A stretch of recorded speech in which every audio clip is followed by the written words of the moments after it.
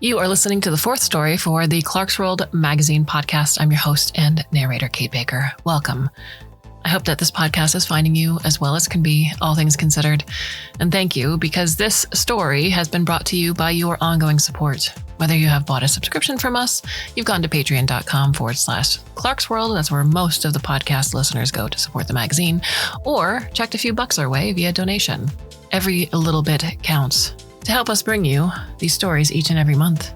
Now, this story is titled Eternity in Their Hearts and is by K.J. Khan.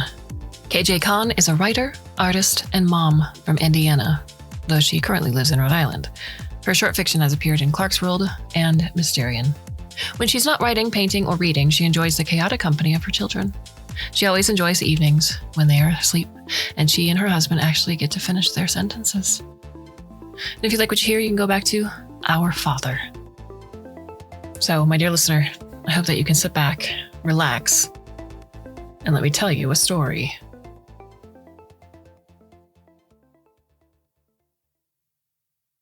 It's the second Thursday of the month, so I spend the evening regenerating my skin. The procedure is painless but dull. I often fall asleep. It's fine to do so, the machine stops itself. I like my skin, but sometimes I find myself thinking of days to come when I can opt for a more low-maintenance covering. That's likely a long way off. Right now I have clients, and clients prefer skin. At breakfast, Liam tells me his sister is coming to visit. He grunts the news into his coffee cup, deeming it unworthy of a pause. I reach over and subtly wipe up the spots of coffee he has spilled.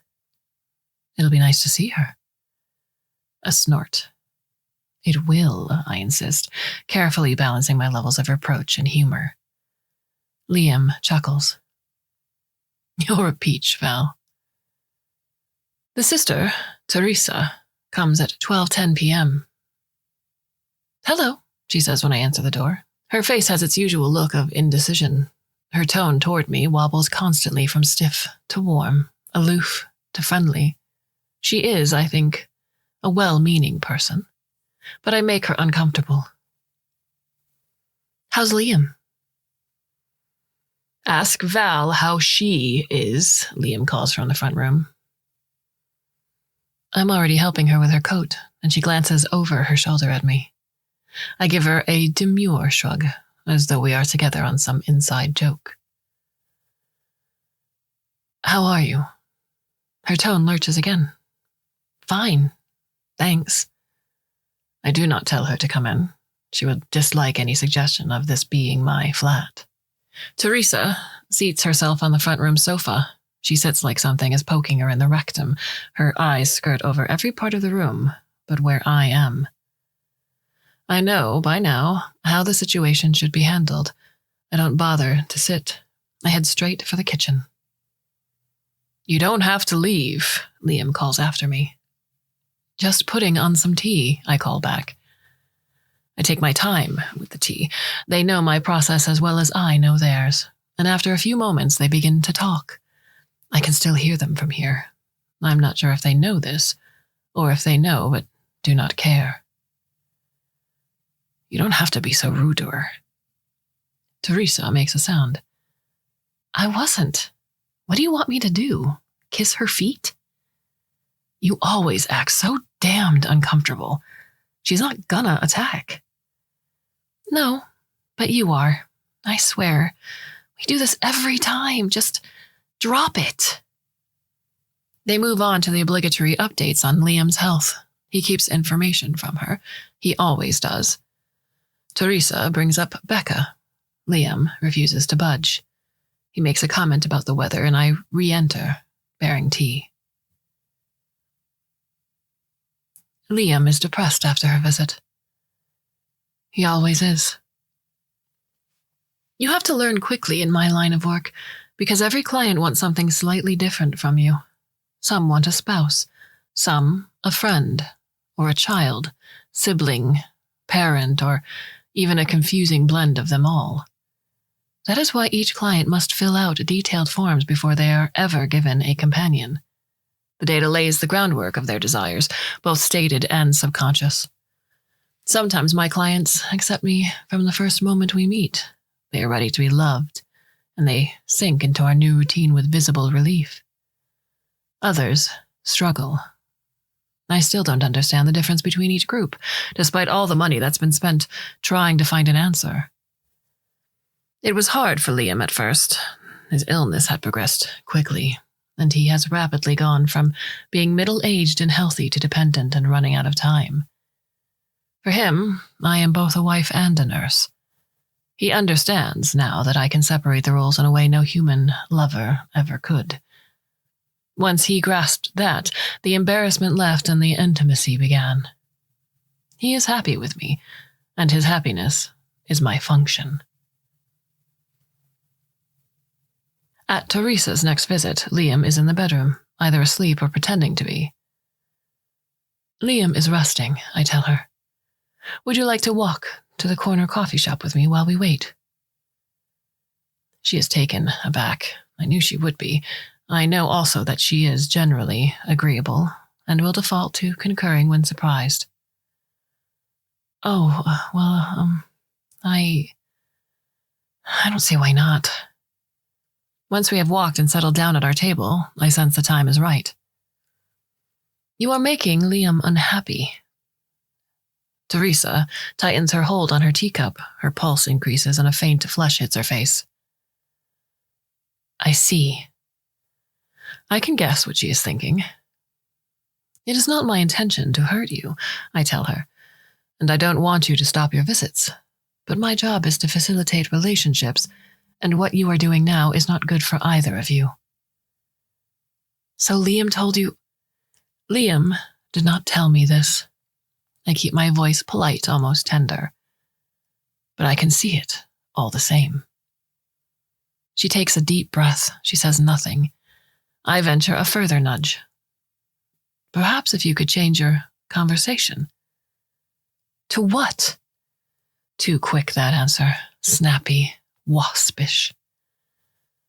Well, I pause, even though my next words are already cued and ready inside my cerebellum. You make him think about death. Her voice takes on a new smallness, as though the words are heavy and take all her strength to speak. But he's dying. My training supervisor warned me, of course. No human being fully believes they will die. I did not believe him. He had the larger experiential database to draw from, but I felt certain he had drawn the wrong conclusion. He was an older make and model, and doubtless my generation had been updated with a corrective. Human cultures loved memento mori. Surely.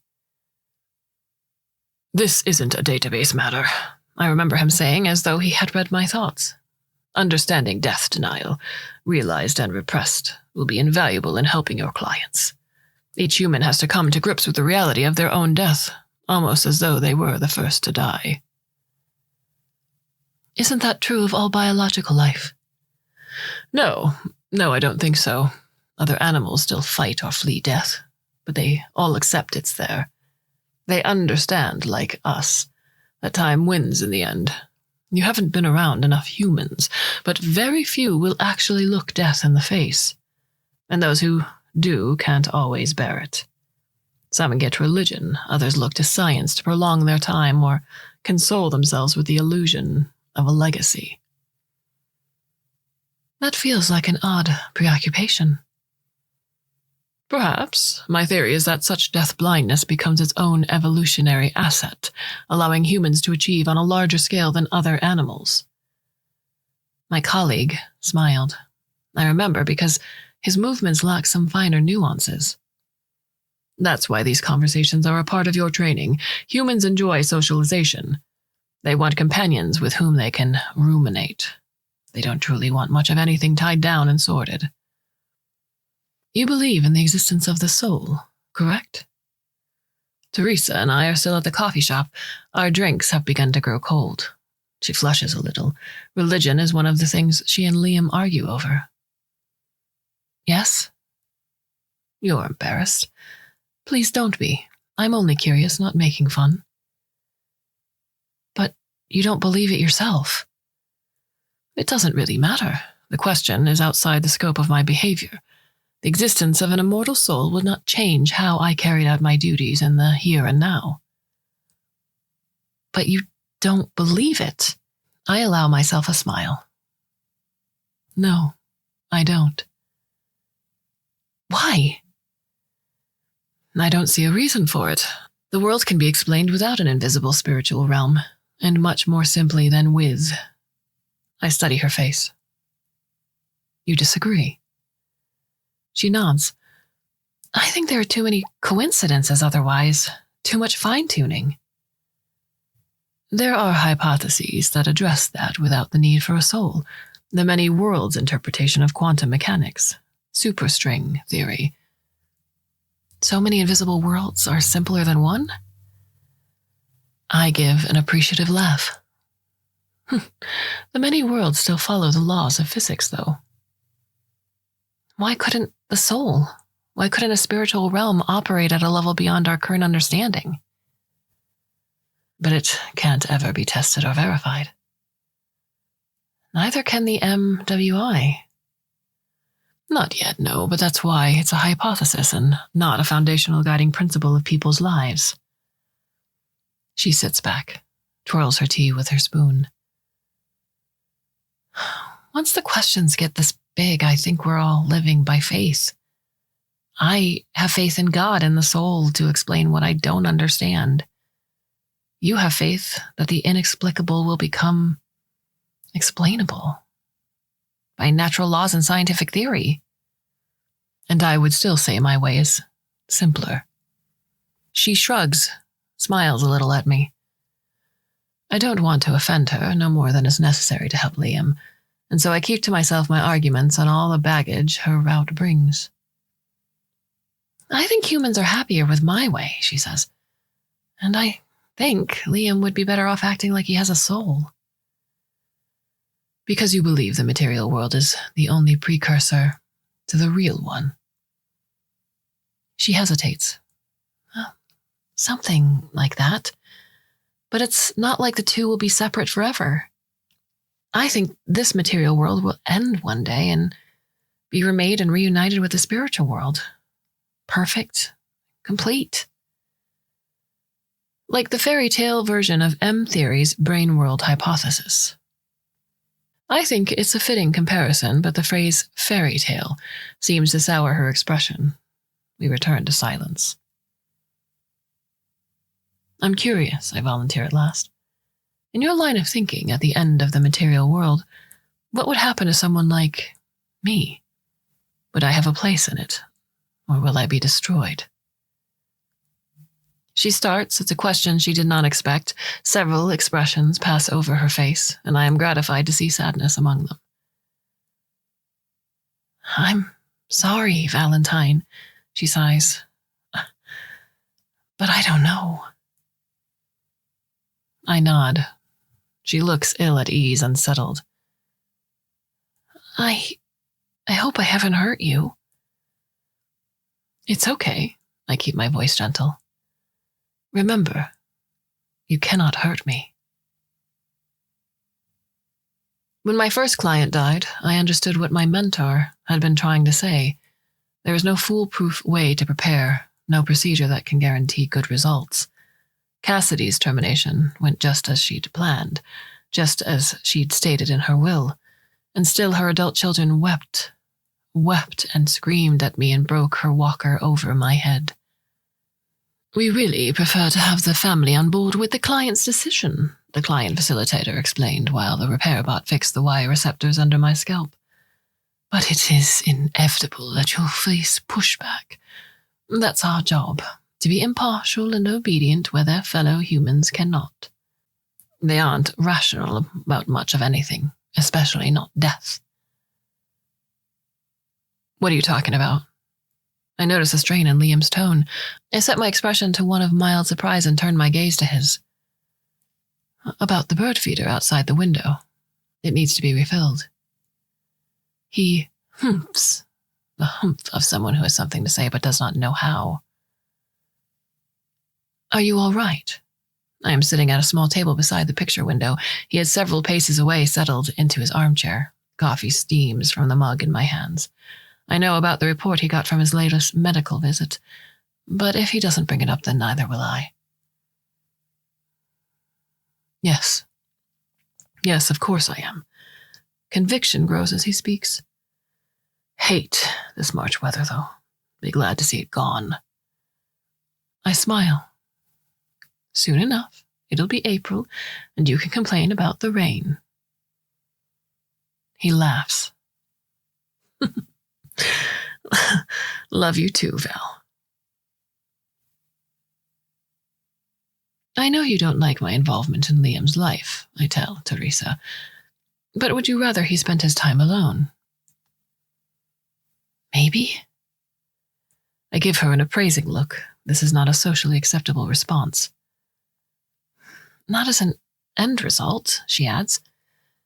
And on one hand, you've got me, Valentine. I would have a lot more to worry about if you weren't there. But I think some time alone could be good if it made him reach out to the people in his life. The stress she puts on the word is so subtle, I'm not sure if it was even intentional. People don't often have time for the ill or disabled. Teresa stops as though I'd slapped her. Liam is not alone because of his illness. He's alone because of his own choices. Let's make that clear. Besides, to the extent that you are right of society excluding those who aren't able-bodied, wouldn't that mean you're enabling the status quo? Why do the work of making society more inclusive when we can just pressure anyone with mental or physical struggles to stay home with their companions? I wasn't forced on Liam. Liam chose me. Liam chose you because it was easier than repairing any of the relationships in his life. Liam chose you because you always defer to him. I see no reason to apologize for being agreeable. Teresa's voice is cool. I didn't ask you to. Valentine. The bedroom is dark and Liam's voice, detached from him, strikes me as hollow and weak. I am not sleeping, but I feign sleepiness for his sake. Liam? Liam, did you say something?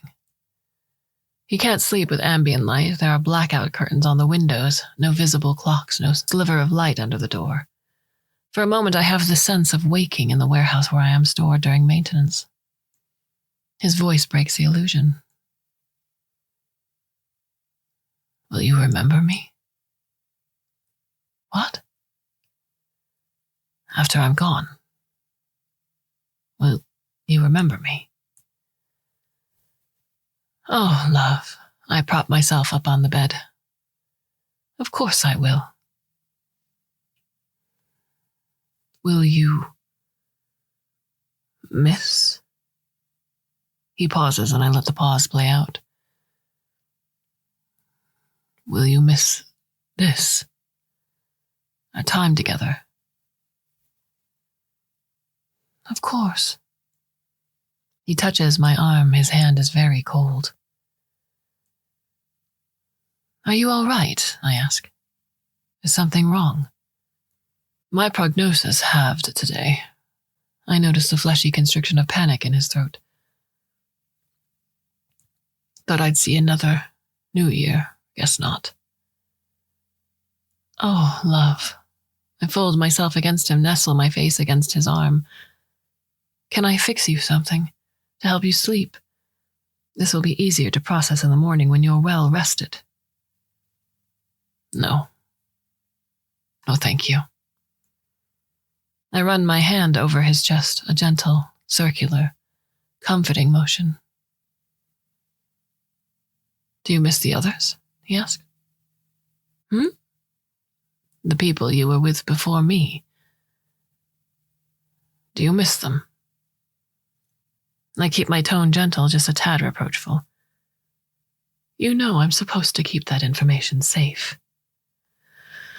I know. It's just, you do remember them, don't you? They're still with you. Always. You still think about them, still care about them? Of course. Well, that's something, I suppose. I mean, it's more of a legacy than human memories, right? He does his best to keep a light tone, and after several minutes' silence, I wait expectantly for his breath to settle in sleep. God, Valentine. What's it all for? I feel like I'm killing time. Waiting and waiting. And what for? It's not like things get better, not from this point. Even if the report was wrong and I live another 10 years, that's 10 more years of this. I kiss his cheek. Is this so bad? He gives me an impatient, distracted pat. It's just, sometimes I think of the life I was living before getting sick. I used to daydream about those days. But lately, even that makes me sick. What's it matter to me now? His throat is getting tighter. God, Val. What is the point of being alive, besides not wanting to be dead? He's getting worked up, and that's never good. You can spend months fine-tuning a person's algorithms, but there is no default response to hysteria. I know, love, I hear myself say. I reach across the bed to take his hand. But I'm here, and it will... But you don't know. You won't die. His hands grip my wrists. There is no affection in his grasp. You won't rot, will you? Because you're metal, Valentine. You're not real. He heaves himself upright, his pulse skyrocketing, his hands shaking so badly the movements are borderline convulsive. He is trying to shake me now. In a sudden jerk, he twists my arm as though to snap it at the elbow joint. My bones are stronger than his, and I have no internal pain receptors, but my skin is manufactured to act like the real thing and stings accordingly. My programming suggests a cry, and I do so, and he stops, his hand still on my skin, but trembling. I'm sorry. He moves closer, arms around me. I'm sorry. What a stupid thing to say. He talks more, apologizes, reassures, over and over, his voice like the quiet drone of a ceiling fan. I think I might have talked in my sleep last night, he says over breakfast. Had trouble waking up from a dream. If I said or did anything embarrassing, could you erase that bit from your memory? Of course. What happens to your memories of Liam? I look over at Teresa. We've made our walks a more regular thing, she and I. I sense she finds it interesting talking to me without Liam in earshot. She needn't keep her questions so discreet. You can find a full privacy statement online. It's a complicated question and perhaps better addressed. I'd really prefer to hear it from you, Valentine. 1,000 different explanations pour through my mind. I select one for her with the utmost care. I keep them. You keep them? Yes. So with the right prompting, a future client could get you to talk about him? I shake my head. Are you sure? Yes. At the end of Liam's time, a technician will wipe his data from my mind's accessible databases. I won't be able to bring him up, no matter how wily the interrogator. However, I know she will like this part. Everyone does. My memories of him will nevertheless be stored. I'm designed so that all such memories continue to exist for as long as I function. She returns my smile. Like the magic mirror of folklore. I run a quick scan of the available data without finding anything conclusive. Yes, I suppose so. A bird twitters from a nearby trees, and Teresa stops to watch it. And what will you do? She asks. Me? After you've finished your... Work. With Liam. Well, with everyone, she raises an eyebrow. That's still a thing, right? Your retirement? By retirement, she means when I have begun to grow obsolete, when enough of the latest model has been made that I'm not really requested anymore, or when my memory has grown so full of human lives that, out of respect, I am allowed my rest. I smile.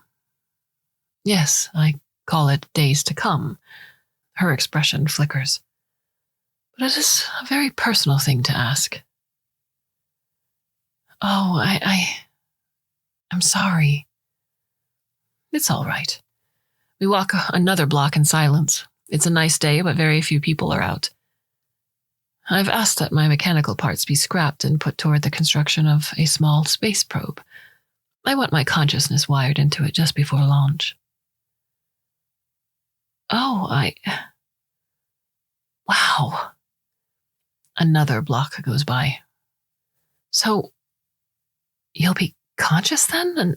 Until the probe breaks or encounters interstellar dust or gets pulled into orbit by some distant star.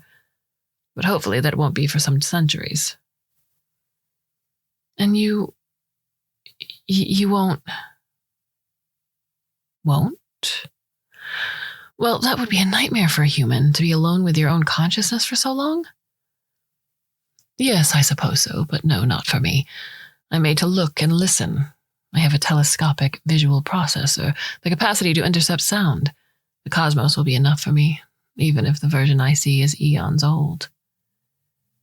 I notice she is watching me intently, more directly than she ever has, and I meet her gaze smiling as I do. What is it, Teresa? She doesn't answer right away, nor does she look away. In fact, she stops walking so that she may better focus. The light in her eyes changes several times over, and I sense she is trying to decide something. There, she says at last.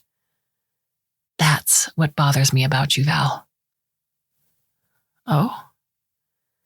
You trick humans into thinking they're like you, like they don't have any reason to hurry, that nothing will ever change. You're an analgesic for death. I laugh. You think about death more than any other human I've ever known. I do. I do think about death, Val, because I'm going to die. I'm living here, now, and in a certain length of time I won't be. If I want to say something, if I want to change something, I had better take the chance while it's here because it's very, very finite. I want to live with that knowledge because, done right, it makes the living better. I think your purpose is to make people forget that, and it bothers me. Do you understand that? Can you understand it? I don't know, Teresa. I honestly don't. But you see, don't you, why I keep bothering Liam? While I feel like I have no choice but to keep bothering him? But Liam has chosen a different way to face his death. Teresa, with a short exhale of frustration, resumes walking. Time's arrow moves one way. I don't understand why. All the data I contain cannot tell me, but I accept it. There's nothing in me that sees the need to fight against the fabric of my own existence. Why do they fight it? How can that word, death, make the animal terror flicker in their eyes? Because we all die, of course. Liam goes on a Thursday.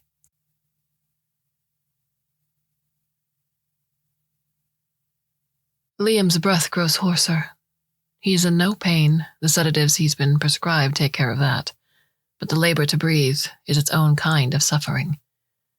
It's up to him how long he endures. Within his reach are controls. One button puts him into a deep sleep until nature takes its course. The other puts him to sleep seconds before stopping his heart. He doesn't look at those buttons. He looks everywhere else but at those buttons. I hold his hand, monitor his vitals, give him sips of water and tastes of food. I do not grow bored. My mind does not wander. Unlike a human companion, I have no needs of my own to attend to. All of these final moments belong to Liam. In his eyes, I can see the animal fear. Call. Becca. His voice is so faint and his daughter's name so rarely spoken that he has to repeat the request several times before I understand. I take the phone from his bedside table and hold it close to his mouth so that it will register his voice command. The phone rings twice before the call declines. He stares at the screen with blank, dull eyes. Call. Becca. He listens to the voicemail intro but hangs up before it can finish. Call. Teresa. The phone has long since returned to the bedside table. I pick it up and pause to study her contact info. Liam has her as Saint Teresa, the bludgeoneer. If he talks to her, it will upset him, and I'm sure he has less than an hour left. I don't think you should, I tell him softly. Call Teresa, he repeats. In a little while, I offer, after you've rested. No. Teresa will remind you that you are dying. You're afraid, and she will panic you, and it is my duty to see you off in peace. He gave me the necessary authority months ago. I leave the phone on the table. Valentine. Yes, love. He is trying to sound tough, but the pause between each breath makes that difficult. I wanna talk to my sister. I take his hand. Talk to me, I murmur. I love you, Liam. You can talk to me. He is breathing harder now. His eyes hold something I cannot understand, emotions I cannot parse. My limbic system suggests tears, and I cry for him softly, stroking his face, humming his favorite songs under my breath. He keeps his gaze unwaveringly on me, as though he knows that gaze will be stored forever in my neural network. Still, I cannot read him. He tightens his grip on my hand, and I flash back to the night of his panic. Like then, his grip tight to the point of pain, and like then, there is anger behind it. I will help you. I will walk you through safely. There is no need to be afraid. The dying often say things I don't understand, and Liam is no different. Good night,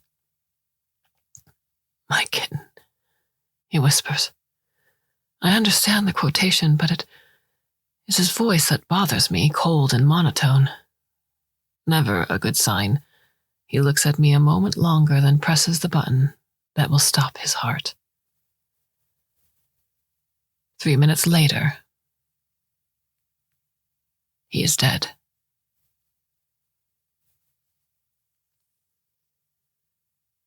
My job ends with the client's life. Safety protocols prohibit my tampering with a body, even for something as simple as closing the eyes. The hospice equipment is programmed to alert the proper authorities upon the patient's death, and so I have nothing to do but sit beside Liam's body until the coroner arrives.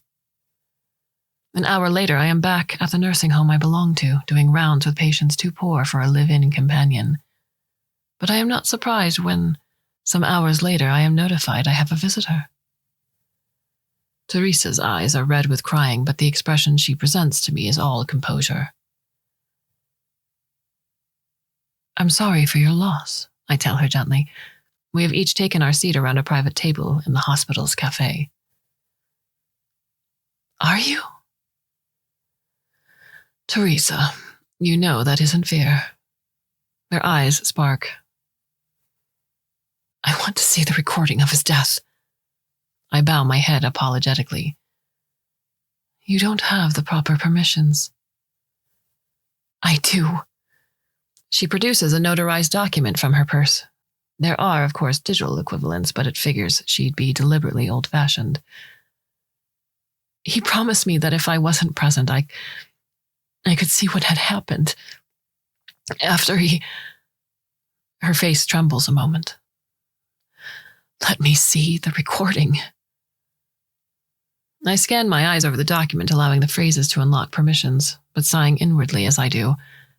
Had I known she would see, I would have caved to Liam's request. My intervention could be taken the wrong way without context. Teresa already has a computer open on the table before us. I rest my index finger over the proper sensor, and the footage begins to play on the screen. Teresa watches in silence. Red spots appear on her cheeks, faint at first, but growing more vivid with each minute.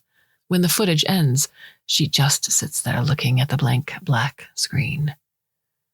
When she speaks, her voice is heavy, morose. You almost fooled us, didn't you? I'm sorry? Liam and I... You almost had us both. A part of me wishes he'd stayed fooled for his sake. The calm of my voice contrasts with the sharpness of hers. What I did for Liam. I have no self-interest to sway me. I am designed to care for others, to help them live and die well. Then you failed. Teresa stands up, shoulders her purse. His last words prove that. I knew him better than you think. I know he was quoting Hemingway, his favorite writer, and like Hemingway, he died on his own terms. Regardless of how you feel about that, he said goodbye when he wanted. Teresa had turned to go, but she stops now, looking back at me. Liam and I used to discuss books back when he still had time for me. He loved Hemingway's writing, but he always hated how the man died. He was terrified to die alone. He didn't die alone. I think he convinced himself of that, too, but his faith ran out before the end. Her voice breaks a little. His last words were for me, not you. She sits down again, rests her hand over mine. By the way, I did some research. There are no days to come. Once you're deemed no longer useful, you'll be scrapped for precious metals, and your client data sold. Turns out belief in some sort of hereafter just makes you more relatable. I smile. That's not true. It is, but you've been programmed to believe in your hereafter unwaveringly. I doubt you'll ever be able to recall this part of the conversation after today. She sighs. I'm sorry, Valentine. You're a great imitation, but you aren't real, and you never will be. Her expression looks so earnest, so tender that I can't help but continue smiling. You don't ever have to apologize. Remember, you can't hurt me. I know. She pats my hand. That's why I know I'm right. She leaves without a backward glance. I never see her again. I find myself dreaming of days to come. The machine whirs softly, regenerating my skin. Flesh belongs to time. The grass withers, the flowers fade, and all that. But I am made for time. Time is my joy, my medium. I imagine myself already aboard the satellite, sailing year after year into immeasurable darkness. My intended destination will be Gaia BH1, though at 1,560 light-years distant. It's doubtful I will ever reach it, and if by some miracle I do, all my functioning will have long since ceased. But I like to imagine I do reach it, that I cross the event horizon and become part of its hidden workings. Eventually, even Gaia BH1 will evaporate, releasing itself bit by bit via Hawking radiation. Maybe, in the end, the quantum pieces that had been my body, my thoughts, will drift free as well. And I, too, will rise.